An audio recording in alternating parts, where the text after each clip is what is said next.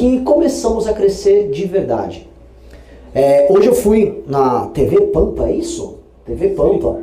Foi muito legal. O apresentador, que é um homem muito inteligente, saiu em alguma medida bem impressionado, vamos colocar assim, com a entrevista que ele viu. De manhã eu tinha dado uma entrevista na Gaúcha, lá com os Lazier, mesma coisa. Acho que qualquer pessoa minimamente racional sabe que nós somos o único projeto sério e possível para essas eleições. Basta a pessoa fazer um raciocínio simples. E fosse o Brasil um país em que as pessoas fossem bem informadas, isso nem sequer seria mais uma discussão. O problema é que todos nós teremos que combater a teimosia e a desinformação. De um lado, a desinformação de parte da população brasileira que cai no truque da compra de voto do Lula.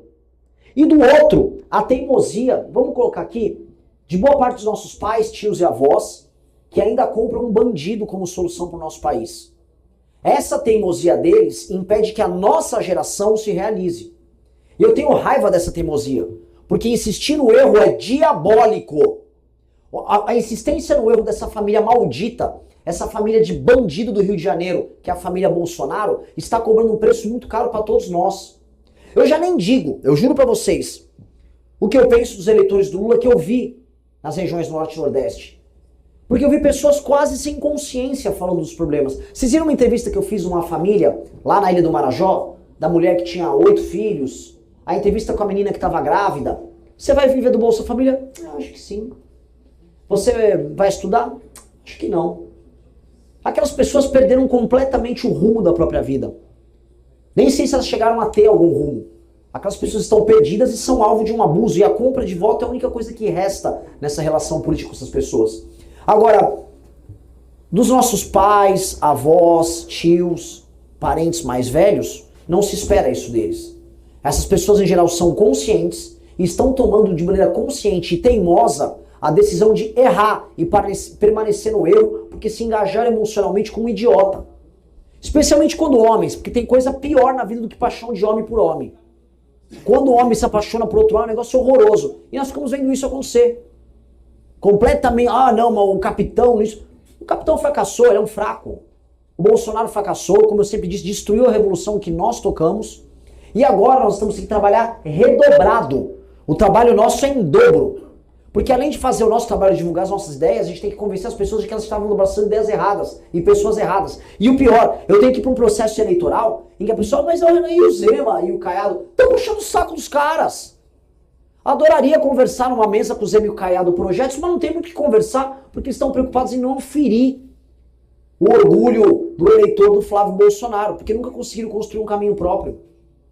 Então o trabalho que nós temos é duplamente penoso. Então a gente tem que trabalhar em dobro para tudo. A gente tem que ficar conhecido, mostrar que a esquerda é uma desgraça e ainda mostrar que os teimosos que ainda estão apoiando essa besteira estão errados. Nós trabalhamos em dobro. Só que são as grandes lutas, ou para falar nos termos de vocês, as grandes pelejas, que fazem as grandes histórias e fazem os grandes homens. São essas lutas. É lutar contra o impossível. É lutar contra as probabilidades. É o Paraguai agora, que ganhou da Alemanha e ninguém esperava. E aí nós começamos a lutar contra essas improbabilidades. Eu juro pra vocês que hoje eu tava irritado. Hoje eu tava irritado. Não emplaquei nenhum vídeo bom nas redes sociais. Jogo do Brasil afeta nosso desempenho. E diferente dos demais, por mais que eu esteja nas redes sociais indo muito melhor do que os demais, não é pouco melhor, eu já tô indo bem melhor. E todo dia se é uma matéria diferente falando disso, pra mim nunca é o suficiente. Porque eu tenho que recuperar o tempo que eles ganharam à nossa frente. Eu que tenho que crescer nesse período. E aí eu fico irritado. E aí eu vou no grupo de gestão da campanha. Mas que saco isso aqui. Que raiva. Eu sou uma pessoa que se irrita com essas coisas facilmente. E o pessoal, Renan, você estava com 1% em janeiro. Cala a boca. Cala a boca. Tá, vamos continuar o processo. E é verdade. A atenção que as pessoas dão para o processo eleitoral, ela não é linear. Ela não é, tá aqui no ponto 0 em janeiro, vamos dizer. E ela vai avançando como uma linha para chegar no ponto 100. Ela é assim, ó. Ela aumenta muito no final. Então, quando passar a Copa do Mundo, a atenção que vai ser dada ao processo eleitoral é gigantesco. E quem estará com a maior militância até lá? Meio que de longe. Quem estará com o time mais quente, com as melhores propostas? Quem terá rodado o Brasil? Quem terá falado a verdade? Quem encantou a imprensa? Porque tem um elemento aqui que é muito novo. Pessoalmente eu estou rodando todos os veículos que eu posso. Só amanhã será aqui na região 7 entrevistas. E em todos os lugares, não é que eu apresento uma proposta para os jornalistas. Eu convenço os jornalistas. Os jornalistas são convencidos.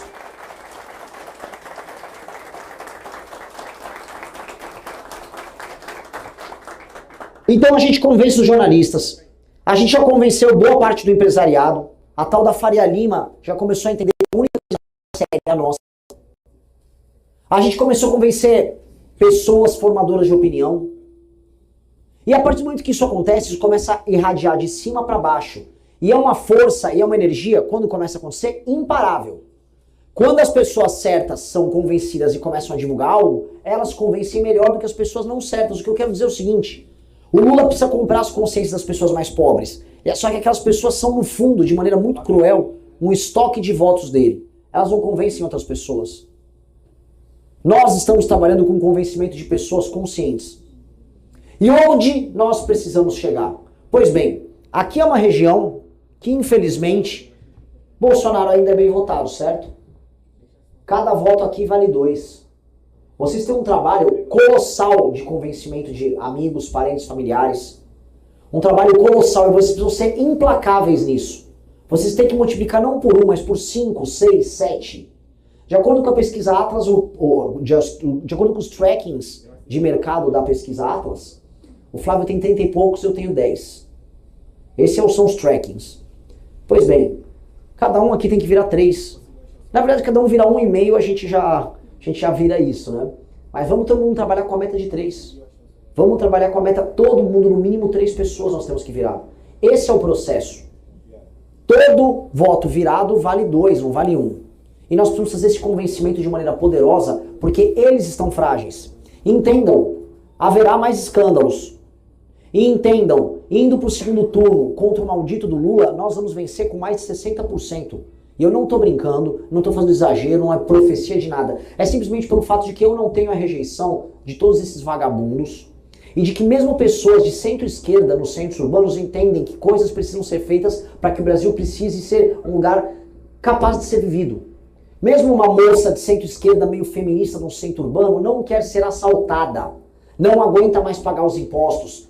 Viu que era comprar as blusinhas da Shine dela e tá ficando caro. Viu que ficou, não vou ficar tão bonita igual eu tava imaginando, não conseguiu comprar o kit de maquiagem dela. Mesmo essas pessoas que historicamente votariam na esquerda não vão votar. Mesmo a mobilização que as pessoas de esquerda ou de centro tiveram contra o Bolsonaro com medo do fascismo, não acontecerá. Porque nós não somos vistos assim. Eu vou acabar com o Lula no segundo turno. Eu vou acabar não apenas porque eu vou no debate, vou falar, não. Nós vamos acabar com o Lula porque nós vamos tornar o processo dele e o projeto político dele absolutamente obsoleto. O Lula não vai ter o que fazer no segundo turno. Nada. Vai tentar uma destruição de reputação aqui e ali, vai tentar comprar quem ele puder comprar no processo e vai perder a eleição. E vai caber a gente, veja só a beleza disso. Nós, desde que o PT chegou ao poder no ano de 2003, nós fomos o primeiro grupo político a derrotar o PT através do impeachment da Dilma Rousseff. E agora caberá a nós a honra e o orgulho de destruir o PT numa eleição presidencial e acabar com a carreira do Lula para sempre. Nunca mais esse homem disputará a presidência da República.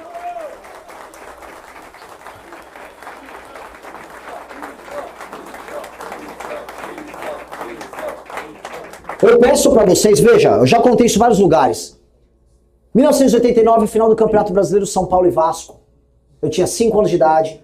Meu pai vê o Lula, foi lá torcer pro Vasco, filha da mãe. Meu pai, Renan, sabe quem é aquele lá? É o Lula que o papai xinga na TV. Fala lá pra ele as coisas que o papai fala. Aí eu, vai tomar no cu. Então, me deem essa chance.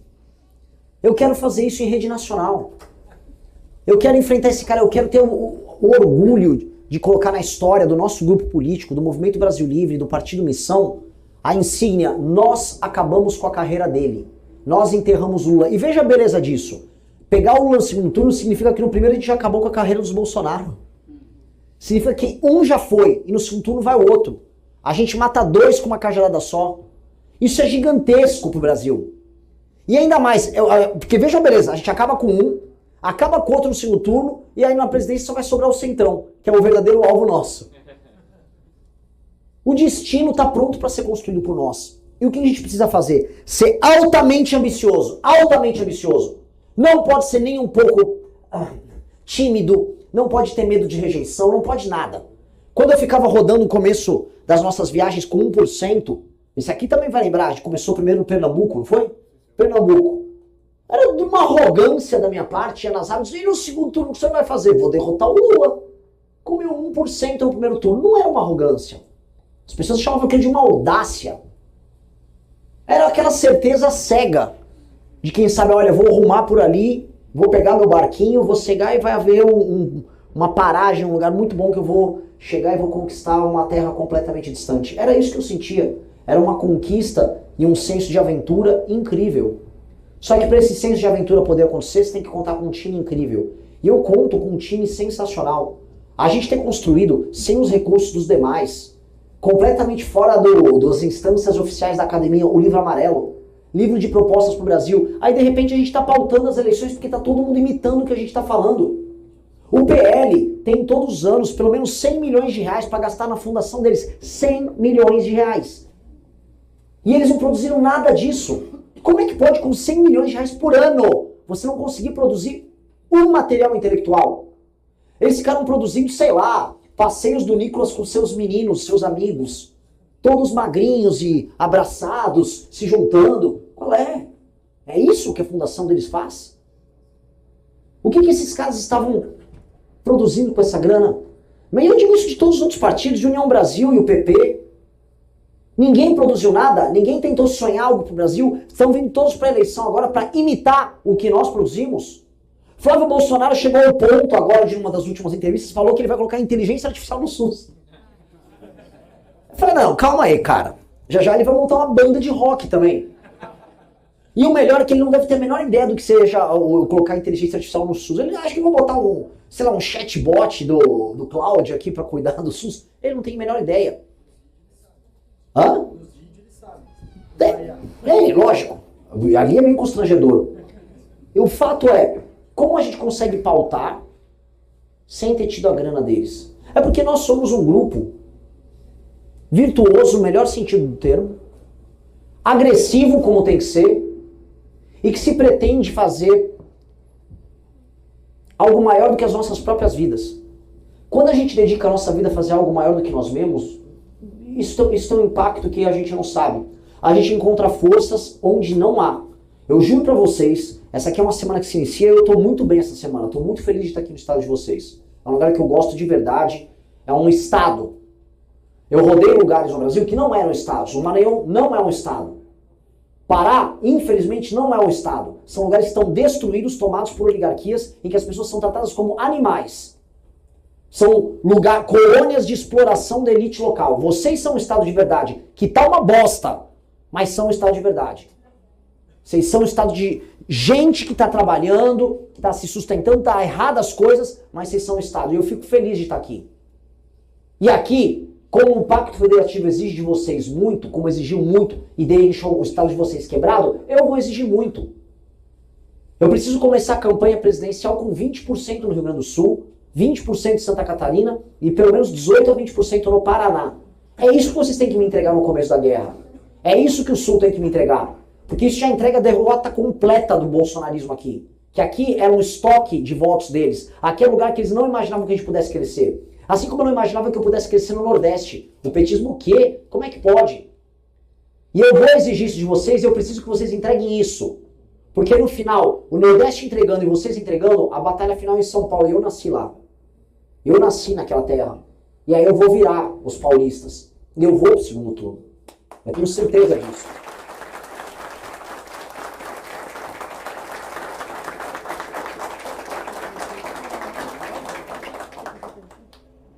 E aí como eu falei pra vocês de encontrar forças, né? Então, como eu disse, é uma semana que eu fico feliz. Estou aqui, vou comer um churrasco em alguns lugares, já comi. Bom, muito bom, não posso voltar a engordar, agora estou magrinho. Mas semana passada foi uma semana horrível. Semana passada eu tive vários dias sem dormir. Problemas de saúde adquiridos no Pará. problemas de sono que já vinham antes acumulado, carga de trabalho, acúmulo de funções, eventos extenuantes no Rio de Janeiro, maravilhosos, mas extenuantes no Rio de Janeiro. E aí eu não conseguia mais sequer falar, meu, não vai dar. Teve um belo dia que eu acordei, que esse dia foi osso. Eu não dormi nada. Foi pra quinta-feira, de quarta pra quinta-feira. Não dormi absolutamente nada. Fico olhando pro teto, minha cabeça fica, parece que tá chovendo. Não sei se vocês já viram isso, você tá com... Não é nenhuma ansiedade, é simplesmente a cabeça tá tão mexendo que fica um barulho, fica um ruído. Eu fiquei lá. Aí eu fiquei lá, esperando o dia nasceu, eu tomei um banho, falei, cara, vai do jeito que é. E aí eu tinha uma reunião com 60 embaixadores, eu falei, meu Deus do céu. Peguei um avião, não consegui dormir no avião, fiquei lá no avião, pouso. No aeroporto eu procuro um Starbucks, compro um balde de café, eu tenho aquele super coffee, jogo 2 colheres de super coffee, misturo aquela gororoba, dropo aquilo e falo, tenho 2 horas de combustível, seja o que Deus quiser. Vou para o evento e tem que ser em inglês, ou com um tradutor. Eu falei, será em inglês e também será em sueco. E cara, eu não sei onde encontrei essa energia, de verdade. Eu não sei onde encontrei a força para que a gente conseguisse ir lá e meter 2 horas de fala em inglês, sabatinado e provocando os embaixadores. Provoquei muitos embaixadores europeus. E foi uma delícia, foi maravilhoso. A imprensa fez uma cobertura maravilhosa, a impressão que ficou é o único candidato interessante dessas eleições. E aí eu retorno para São Paulo, gravo uns vídeos com o Riso até chegou a comentar, gravamos uns bangers no mesmo dia, estouramos, teve vídeo de 6 milhões de views ali gravados. E aí eu vou pra minha casa e pela primeira vez que eu não faço isso, eu falei, pai, me arrume um calmante. Não sei onde você vai arrumar, não sei como você vai obter, só me arrume um calmante. Ele me deu um calmante e eu apaguei. Gostou do corte? Deixe o like, inscreva-se no canal e ative o sininho para não perder os próximos vídeos. O futuro é glorioso. Até a próxima.